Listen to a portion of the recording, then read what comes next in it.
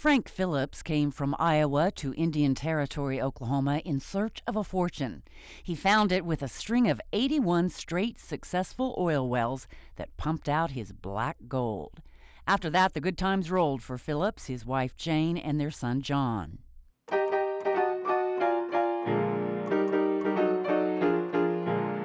He completed construction on his Bartlesville mansion in 1909. According to Jim Goss, the director of the Frank Phillips home, locals saw the Phillips family as outsiders who were stirring up Bartlesville with their ambitious business savvy. Goss says the house was a statement to the community. We are here in Bartlesville to stay, and we want to build something that shows the public that we have a commitment to Bartlesville and that we are going to be contributors to this city. Goss and his wife Kim are our tour guides. Phillips entertained people from all over the world, so these rooms were used a lot. The three-story mansion has 26 rooms, so there is a lot for visitors to see. 95% of all the furniture in the house and the knickknacks, etc., are original to the home. The granddaughter Elizabeth, who is also known as Betty, gave the home and all of the belongings of Frank and Jane to the state of Oklahoma in 1973. The music room is where they entertained guests. A photo taken back when the Phillipses lived here shows everything in the same place as it is today, including the Weber Grand Concert and Player piano.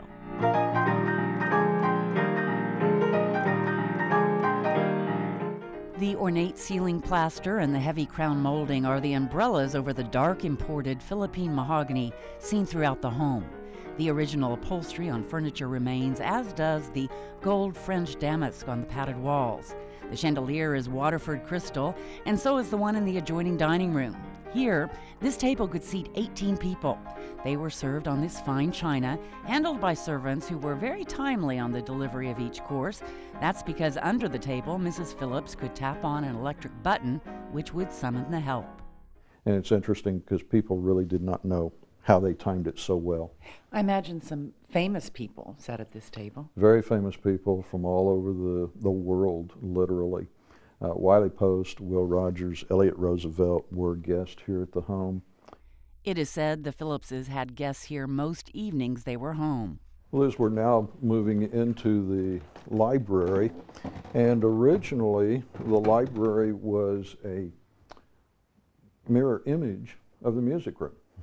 In 1930, during the middle of the Great Depression, Phillips enlarged this room as part of a $500,000 renovation project. Phillips made sure he got national publicity on the project. And as people read about what he was doing and the cost, they were very impressed and felt like Phillips Petroleum must be doing very well, so they continued to invest in the company. And while a showplace, this was still, after all, their home. The library has 2,000 books in it. There are another 1,000 scattered throughout the house.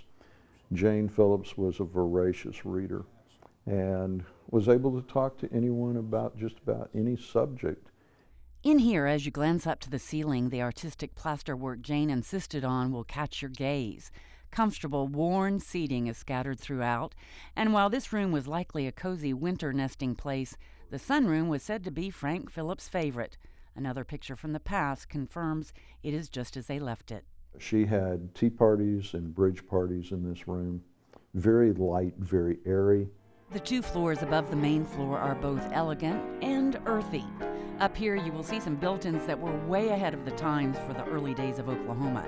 Yes, indeed, this home was a place for guests to get happy.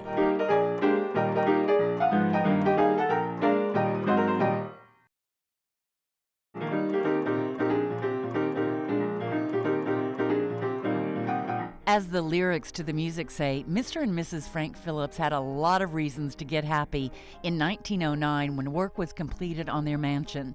The home had all the modern conveniences and was lavishly furnished and decorated. Their only child, John, had claim to most of the third floor. In 1917, he married and moved out of the home, but two more children would come to live here.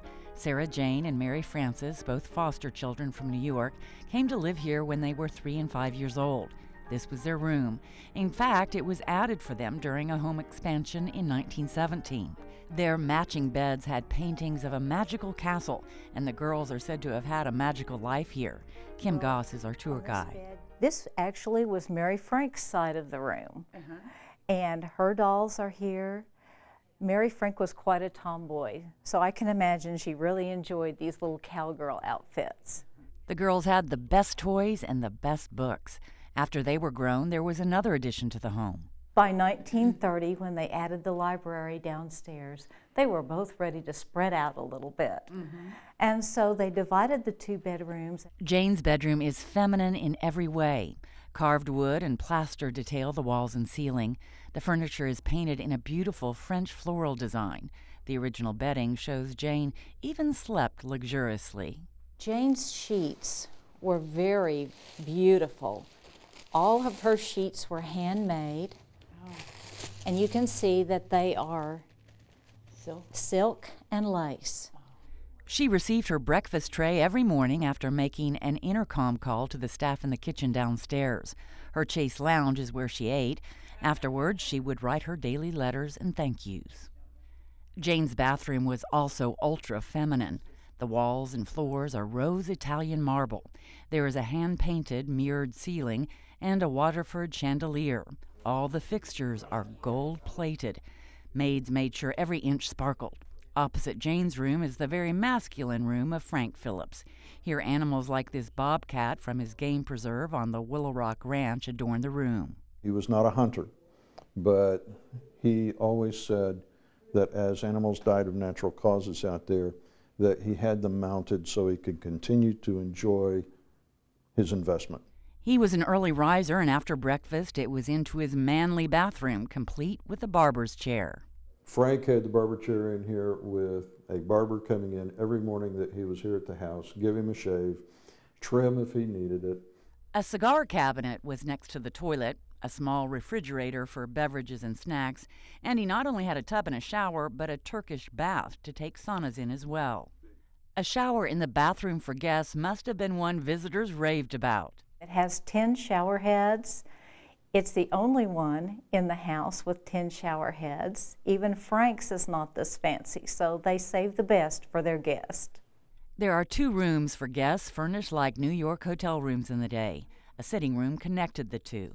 There were a lot of famous people that stayed in this room, and probably my 2 favorites on a regular basis were Will Rogers and Wiley Post. The Phillipses enjoyed their guests, but only for so long. You were welcome with open arms. And then on the morning of the 3rd day, when you were eating breakfast, the servants would come up and pack your bags. And when you were done with breakfast, you would find your bags sitting by the front door.